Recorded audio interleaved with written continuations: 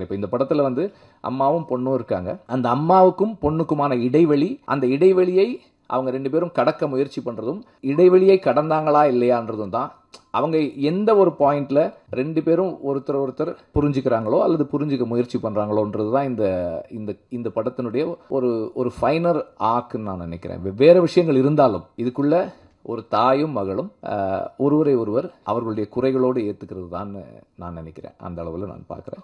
அது வந்து பசங்க எப்படி ரியாக்ட் பண்ணுவாங்க தெரியல. வி ஹேட் அ ஸ்க்ரீனிங் ஒரு 1000 காலேஜ் ஸ்டூடெண்ட்ஸை கூப்பிட்டு போட்டு காமிச்சோம்.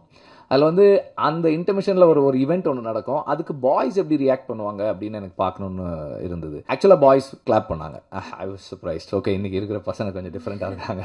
நான் வந்து என்னோட டைம்ஸில் காலேஜ் ஸ்டூடெண்ட் அப்படி ஒரு சீன் பார்த்துருந்தேன். I might not have enjoyed it. But பசங்க இன்னைக்கு அது கிளாப் பண்ணாங்க. I think there is lot of change. இந்த தலைமுறை என்னுடைய தலைமுறையிலிருந்து வேற மாதிரி தான் வாழ்க்கையை பார்க்குது, உறவுகளை பார்க்குதுன்றதுக்கு எனக்கு அது ஒரு இதாக இருந்தது. அண்ட் அம்மா, பொண்ணு, பாட்டி, அவங்க 3 பேரும் வந்து 3 ஜெனரேஷன்ஸ்.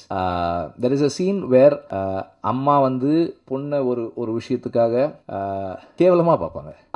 பாட்டி வேறொரு விஷயத்துக்காக அம்மாவை கேவலமா பார்ப்பாங்க.